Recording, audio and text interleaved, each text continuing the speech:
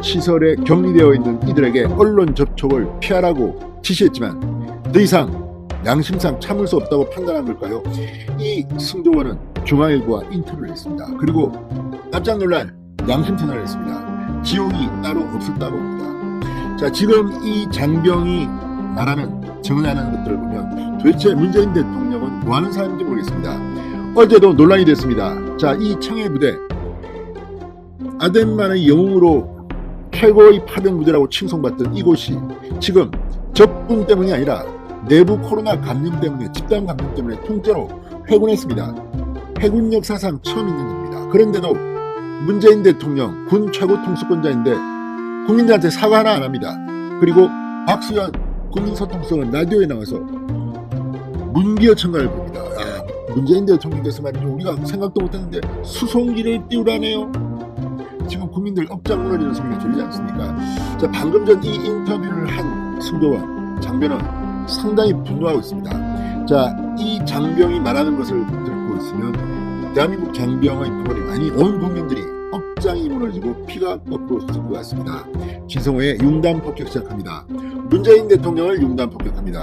방송에 앞서 아직 진성호 방송의 구독자가 아니신 분들은 붉은색 구독 버튼 눌러주십시오. 더 좋은 방송으로 보답하겠습니다. 지옥이 따로 없었다. 이 말은 승조원 A씨가 중앙일보에 양심선언을 하며 말한 가장 압축적인 한마디입니다.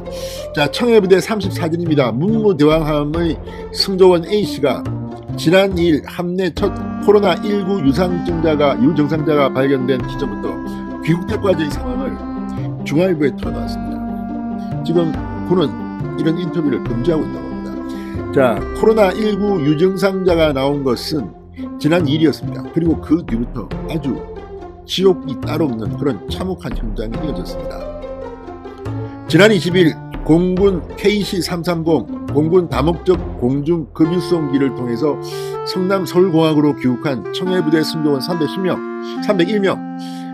현재까지 271명이 코로나19 확진 판정을 받았습니다.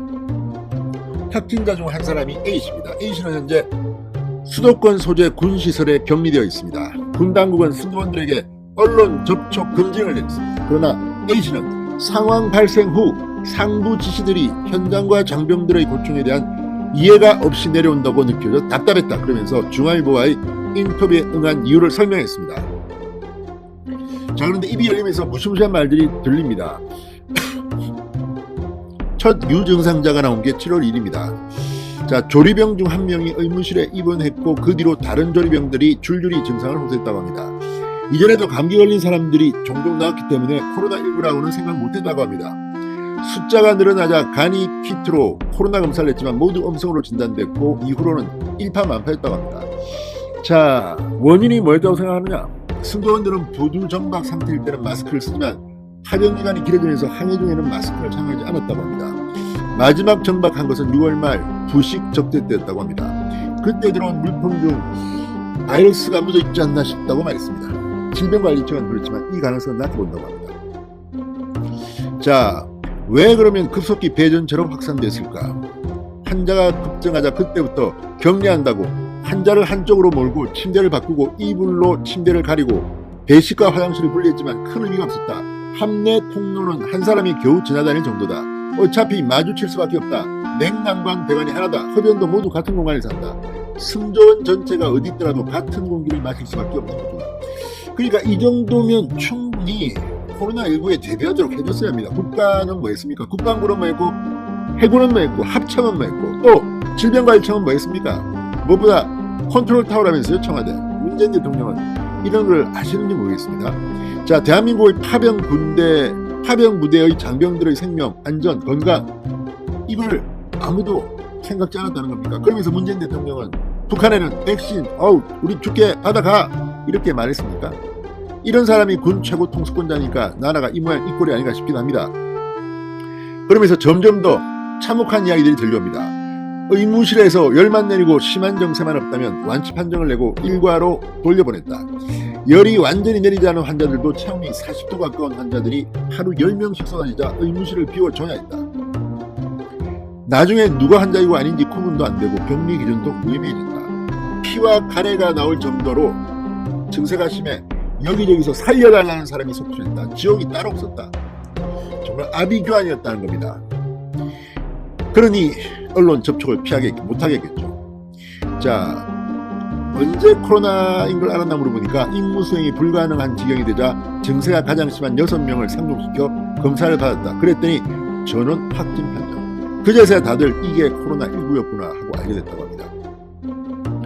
환자들은 그러면 제대로 치료를 받았을까요? 모두가 맡은 일이 있고 한 명이 빠지면 다른 누군가의 일이 배로 늘어난다. 아프지만 다른 전우들에게 미안하다며 일을 하는 전우들도 많았다고 합니다. 처음 증세를 보인 조리병들도 기침을 하면서도 계속 조리를 했다고 합니다. 밥은 먹어야 하기 때문에. 다들 타이레놀, 테라플로 매달 복용하며 버텼다고 합니다. 자, 이게 지금 청해부대 장병이 말하는 현장의 목소리입니다. 자, A씨는 다들 건강만 회복된다면 이 말에도 언젠가 소중한 사람들이랑 함께 나눈 좋은 추억이 될 수도 있다고 생각한다. 그럼에도 어쨌든 완전한 방역이 불가능한 함대 생활의 특성을 고려했다면 정부가 백신 보급을 서둘렀어야 했다는 지적을 빼놓지 않았습니다. 지금 모든 게 백신입니다. 도대체 문재인 대통령은 2천만 명 모더나 백신 다 어디 팔아먹었습니까? 어디 갔습니까? 전부 다.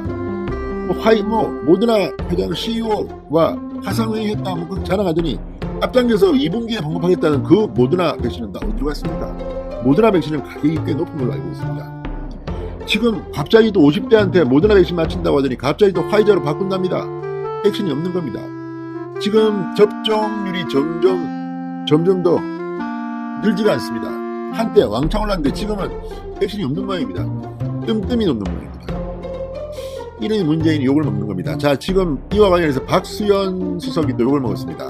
어제 BBS에 나와서 라디오에 나와서 이런 말을 했습니다. 문재인 대통령이 누구도 생각했지 못했던 그런 지시를 했다. 화당기냐는 말을 했습니다. 이런 겁니다. 문재인 대통령이 너 정말 안타까워하고 속이 탄다. 그러니 보고를 받자마자 참모회의에서 바로 정말 누구도 생각하지 못했던 비행기 2대를 보내서 다 후송하지 않았느냐라고 말했다.